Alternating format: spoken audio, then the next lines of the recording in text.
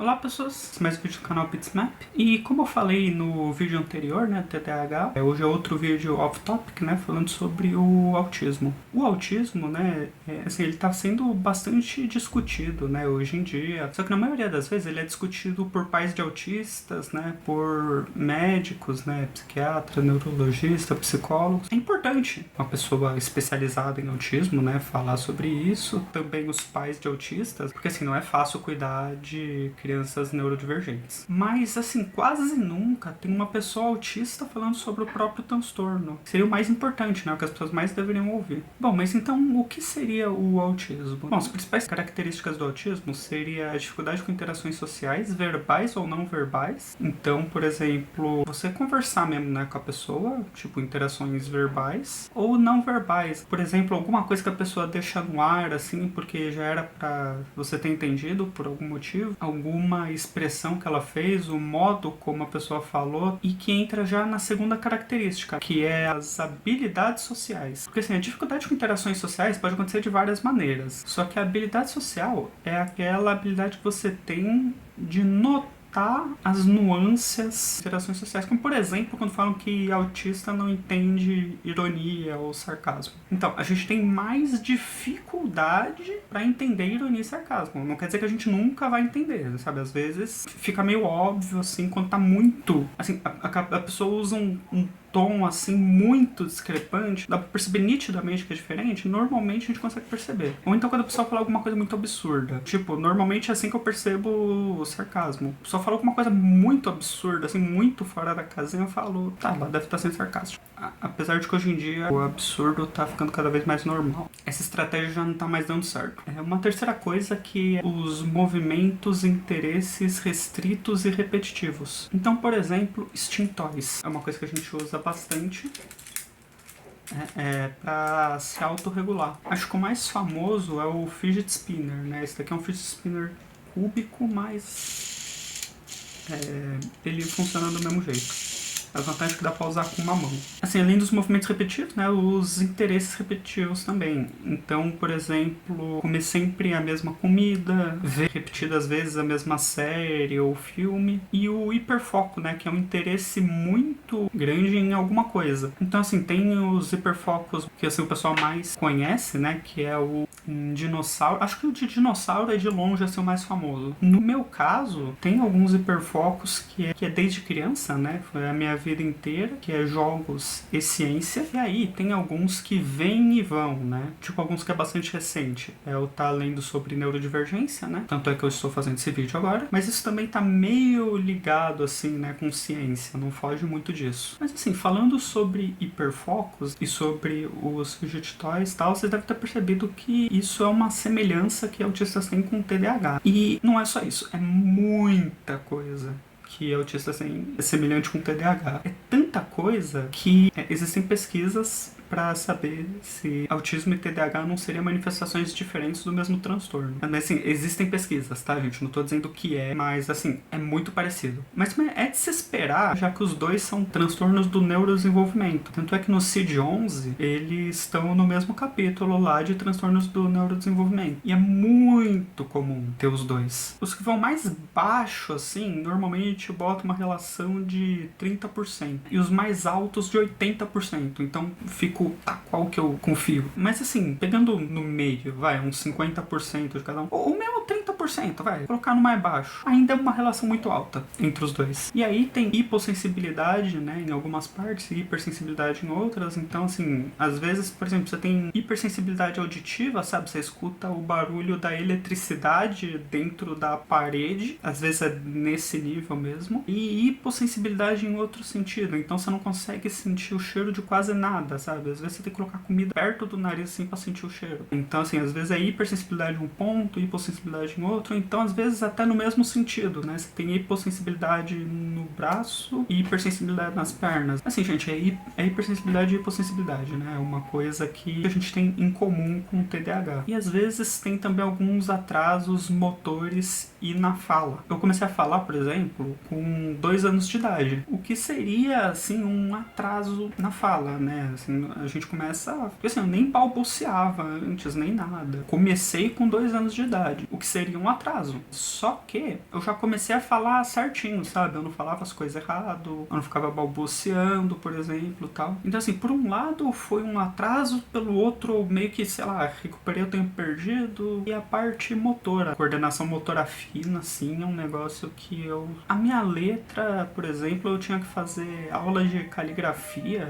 no fundamental, porque a minha letra era ilegível. Hoje ela pelo menos é legível. Assim, é feia, né? Dói olhar pra ela, mas pelo menos é legível. Essas são algumas das coisas, né, que autista e TDAH têm em comum, mas tem também algumas outras coisas que é o oposto. Então, assim, uma pessoa com TDAH, ela prefere um ambiente caótico, planejar as coisas na hora e sair fazendo, termina as coisas, tipo, no último minuto, sabe? Quando tá o deadline lá batendo na porta. Assim, é loucura total. E o autista é o contrário, ele prefere lá um ambiente calmo, controlado, sem pressa pra fazer as coisas, organizadinho. Uma outra coisa também é a parte que eu falei lá, né, dos movimentos restritos repetitivos. É uma das coisas que o TDAH e o autismo têm em comum, né, que eu falei lá das estereotipias e do hiperfoco, só que o hiperfoco do TDAH muda bastante, né, com o tempo. E o do autista dura muito tempo, às vezes, assim, fica a vida inteira com os mesmos hiperfocos, né, que nem eu falei lá sobre jogos e ciência, e que recentemente eu tô vendo bastante coisa sobre neurodivergência, sobre política. É uma das coisas de ter autismo e TDAH, né, os dois juntos. E isso se expande para outras coisas também. O autista prefere ter uma rotina, né, todo dia lá com as mesmas coisas, né, então, que eu falei, comer as mesmas comidas, enquanto que o TDAH prefere mudanças. Então, assim, tudo sempre muda, né, alguma coisa.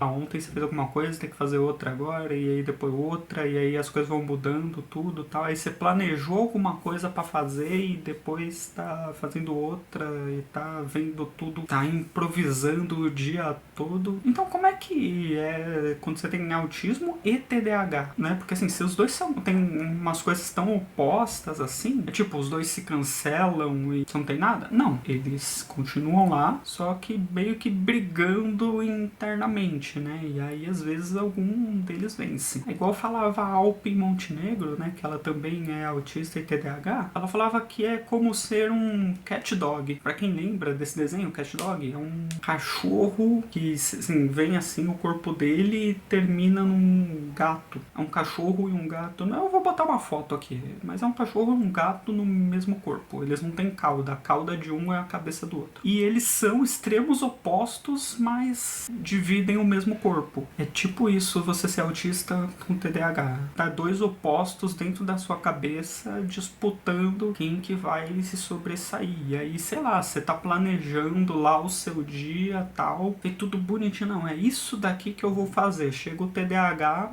vira a mesa assim e fala, foda-se, vou improvisar. Só que assim, enquanto algumas coisas elas meio que brigam entre si, outras coisas elas meio que se somam. Como, por exemplo, a disfunção executiva, né?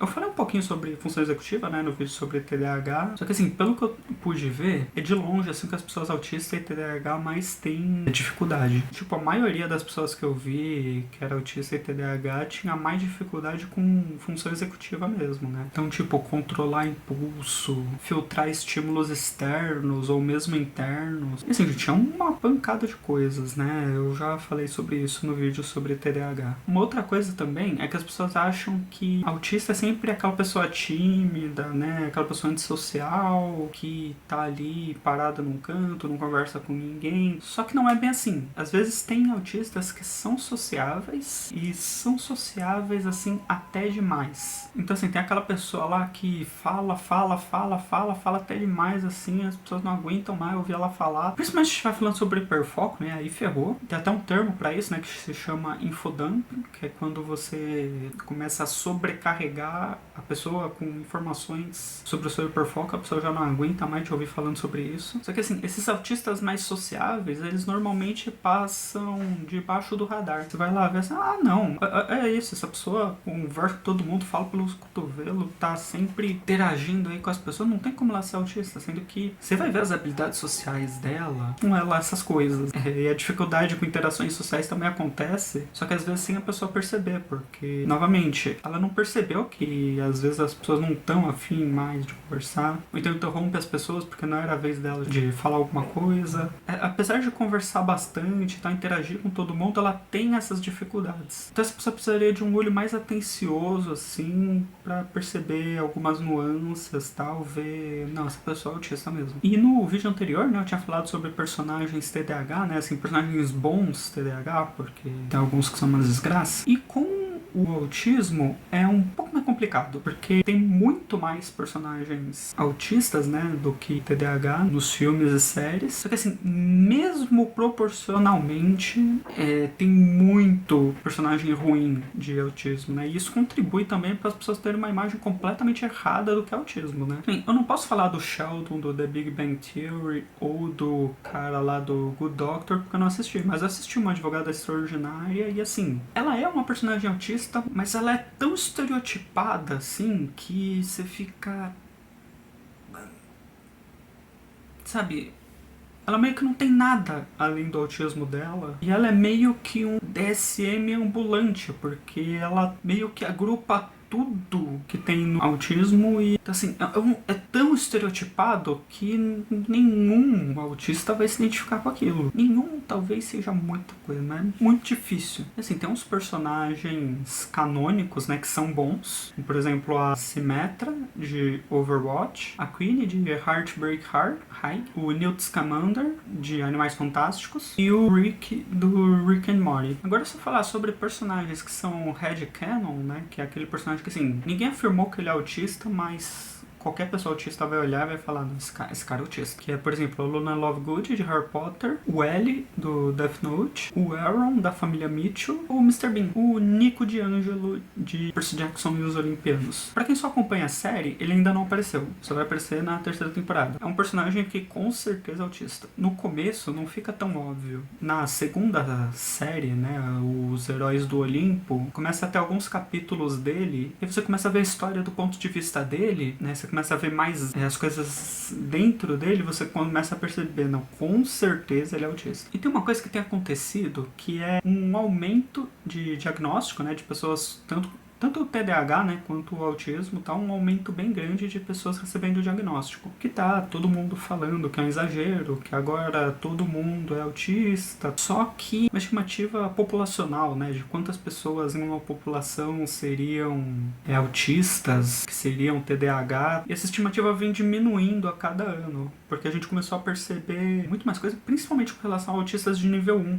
Né, que muitas vezes passam por baixo do radar, porque as pessoas não veem as dificuldades que o autista de nível 1 tem ao longo da vida. Quando você passa um tempo com essa pessoa, você percebe claramente os traços de autismo dela. Assim, às vezes alguma pessoa recebe o diagnóstico de autismo, né, e fala lá, sei lá, pros amigos, assim, e fala, você não tinha percebido isso, não?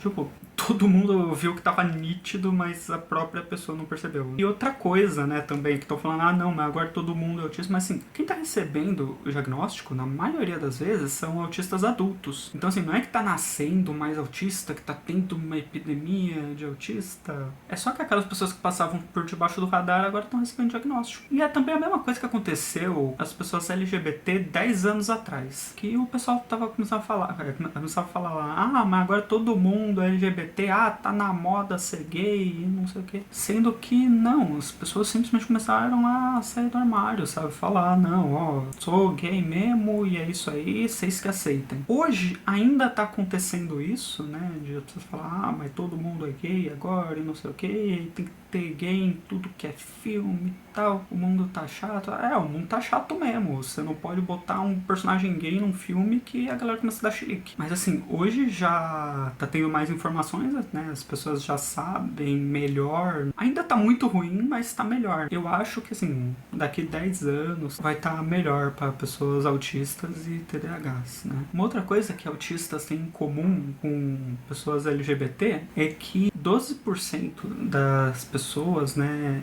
se declaram LGBT, né, na população em geral. Enquanto que de autistas, né, eu já vi de 25%, de 70%, só que ainda assim é uma relação muito maior do que de pessoas neurotípicas. Isso quer dizer que se a pessoa for LGBT, ela é autista, e se ela é autista, é LGBT? Não, mas tem uma correlação bem grande, pode chegar a 70%. No podcast Atípicas, né, que no começo era feito por 4 pessoas, 3 eram LGBT e uma era hétero, né, que tipo, fica mais ou menos nessa proporção aí de 70%. Inclusive o pessoal zoava que Thaís era a cota hétero do podcast. Uma outra coisa, né, que faz tanto pessoas autistas quanto pessoas TDAH passarem por debaixo do radar é a camuflagem. Normalmente a gente fala sobre o mascaramento de sintomas, né, e o espelhamento de comportamentos neurotípicos, só que a camuflagem, ela abrange mais coisas, o mascaramento sendo uma delas. Então assim, você mascara os sintomas de autismo ou de TDAH e aí você tem que colocar alguma coisa no lugar, que é o espelhamento de comportamentos neurotípicos, né? Então assim, tem o mascaramento e a assimilação, mas além disso tem também a compensação. Por mais que você tente espelhar comportamentos neurotípicos, né, você não consegue fazer isso perfeitamente. Mesmo você tentando mascarar os sintomas, normalmente as pessoas mascaram muito pior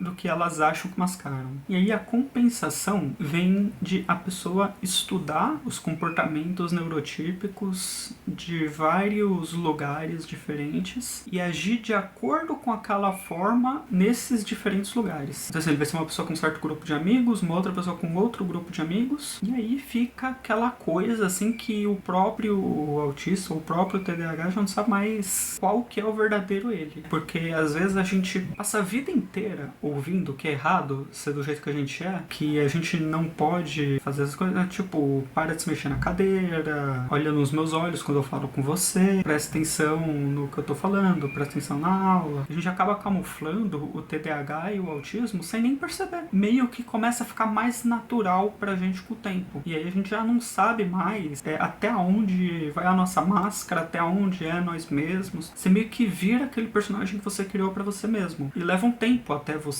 desfazer isso. E não é só porque você se acostumou com isso que fica mais fácil, sabe? Ele continua sendo muito exaustivo o tempo todo, porque você ainda tá interpretando um papel de neurotípico. Então, assim, a camuflagem, ela causa danos, e causa danos a longo prazo. Assim, já é comum autistas, né, saírem de casa e ficarem sobrecarregados por causa de sobrecarga sensorial, esse tipo de coisa. E a camuflagem aumenta isso ainda mais. Fingir que é algo que você não é, você esconde as suas estereotipias, que é um negócio que você faz pra se autorregular. E aí no final do dia você tá exausto e não sabe por quê. O problema é que parar de camuflar também tem o outro lado, né? Que as pessoas começam a se afastar de você, começam a achar que você tá forçando os seus sintomas de autismo, de TDAH, sendo que, na verdade, o que você fez é parar de forçar um papel de neurotípico que você tá fazendo antes, sabe? Você parou de forçar a camuflagem. Por um lado, a camuflagem faz você passar por debaixo do radar, sabe? As pessoas acharem que você não tem tanta dificuldades sociais assim, que você não é tão autista assim, que você não precisa de suporte. E por outro, as pessoas começam a se afastar de você, sabe? Acham que você tá forçando o autismo, que depois que você recebeu o diagnóstico, você virou outra pessoa. Tem esses dois lados. Os dois causam problemas. Pelo menos pra mim, né? No meu caso, eu acho que parar de mascarar acaba gerando menos problemas. Às vezes a pessoa se afastar de você, você meio que tá criando um filtro pra pessoas que às vezes é melhor nem estar perto mesmo. Tem algumas coisas, né? Alguns termos e símbolos que ou eles já estão ultrapassados ou eles são, assim, uma desgraça por causa do que eles representam. Nem, por exemplo, o termo Asperger, que já não é mais usado nem no DSM, nem no CID, né? Que agora, com o CID-11, tiraram ele também do CID. Então, assim, é autismo de nível 1 de suporte, nível 2 de suporte e nível 3 de suporte. Não existe síndrome de Asperger. Mesmo porque o Hans Asperger era um médico nazista que tinha como trabalho selecionar quais pessoas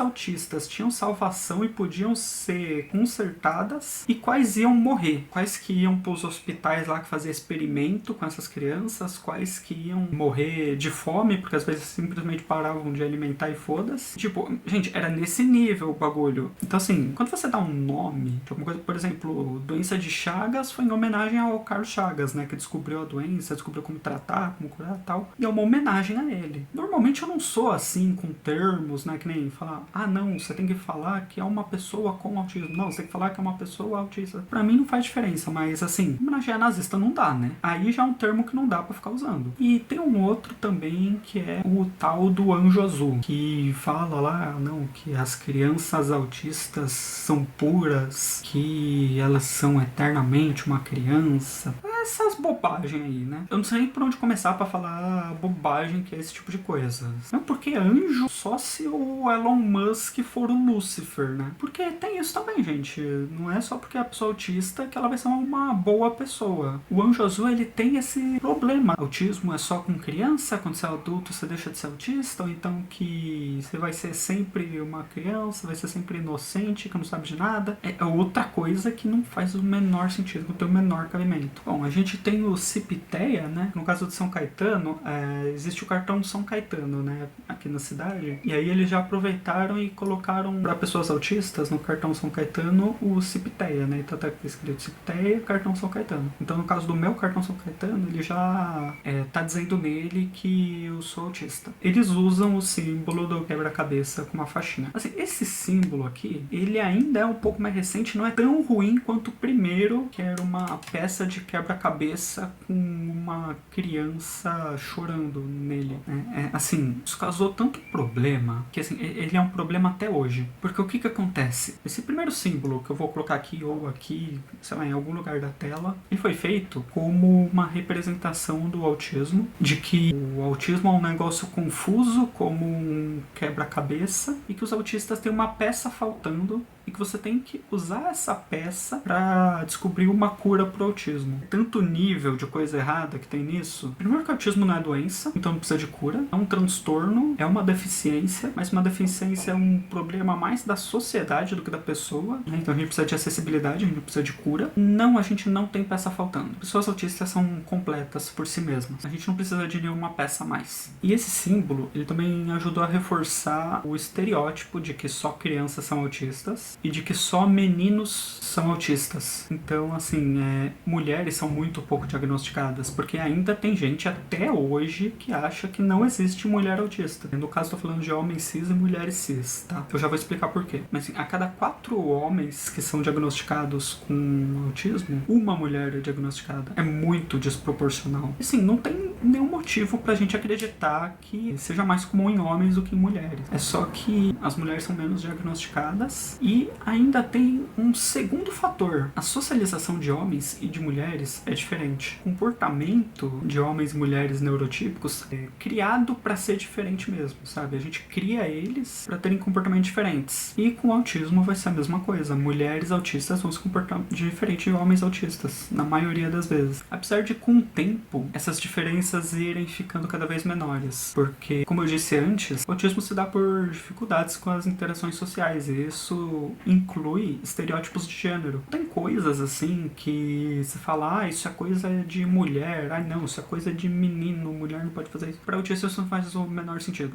Aliás, isso não faz o menor sentido. Só que pessoas autistas percebem melhor isso. E tem uma outra coisa também, a menstruação, que também influencia tanto no autismo quanto no TDAH. Essas coisas assim, dos estereótipos de gênero, da influências hormonais, né, na menstruação, que também contribui para ter muito menos diagnóstico com mulheres. E até aqui eu tava falando de mulher cis e homem cis. Só que existem homem trans, mulher trans, existe pessoas não binárias, enfim, existe um monte de coisa, né? Eu não vou ficar citando tudo aqui porque eu vou meter besteira. E aí quase não existe pesquisa sobre isso. Tipo, pouquíssimas pesquisas que existem sobre pessoas trans autistas. E isso porque eu tava falando lá, a quantidade de pessoas LGBT entre autistas é muito maior. É ainda mais comum pessoas trans autistas. Tinha que ter muito mais pesquisa sobre pessoas trans autistas do que neurotípicas. Então, assim, pra você ver pessoas autistas não binárias ou o gênero fluido, é muito mais comum. Ou então pessoas autistas que simplesmente não se importam. E aí é aquela coisa, né? Eu tô falando que só por causa disso a pessoa vai ser não binária.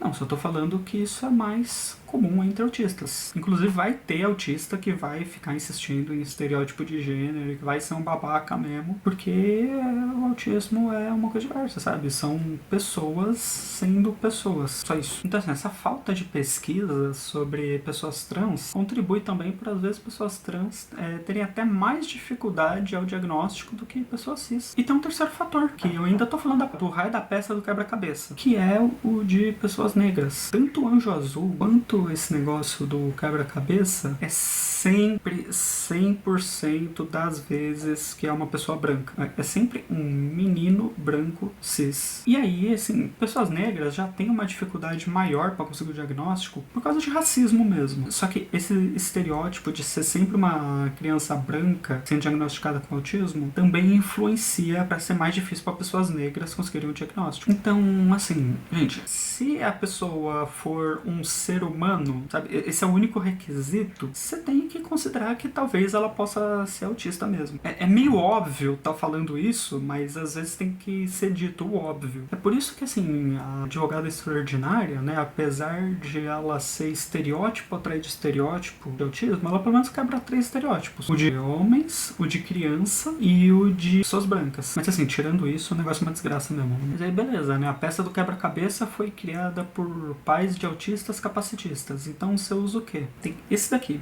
né? Que é um símbolo do infinito colorido, assim, que o colorido representa a diversidade do autismo. E o símbolo do infinito, ele mostra que é pra sempre. Você nasce e morre com o seu autismo. Ele não tem cura.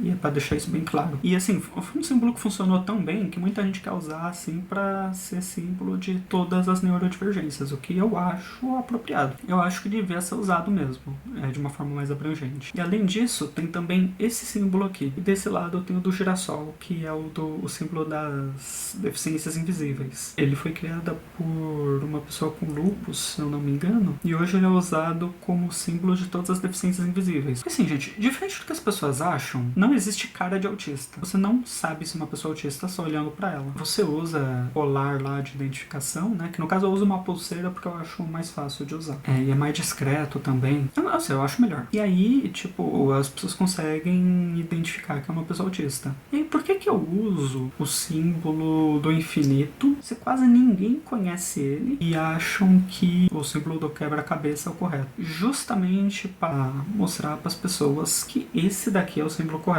Que o símbolo do quebra-cabeça é só um símbolo capacitista e que não foi criado por pessoas autistas, diferente deste símbolo aqui que foi criado por pessoas autistas e representa o autismo muito melhor do que o símbolo do quebra-cabeça. Então assim, eu acho que quanto mais a gente usar esse símbolo, mais a gente vai conseguir conscientizar as pessoas disso. Bom, gente, se vocês quiserem saber mais, né, se aprofundar um pouco mais sobre autismo e TDAH, vou deixar aqui também, além do pessoal que fala sobre TDAH, o pessoal que fala sobre autismo e o pessoal que fala sobre os dois. E eu vou deixar o link também pro TikTok, que no TikTok eu não falo só sobre neurodivergência, né? Eu falo sobre tudo que é assunto, né? Eu falo sobre o que dá na telha. O TikTok, basicamente, eu fico falando sobre os meus hiperfocos, né? Vejo diversos assuntos lá, mas o que eu mais tenho falado é sobre neurodivergência mesmo, sobre autismo e TDAH. Uns negócios tudo picotado, assim, só que eu falo com um pouco mais de profundidade. Bom, mas é isso, né? Esse vídeo acabou ficando mais longo do que eu esperado, né? Porque além de falar do autismo, eu falei também das diferenças, né, entre o TDAH e o autismo. Bom, agora a gente volta, né, pra programação normal. Eu espero que o próximo vídeo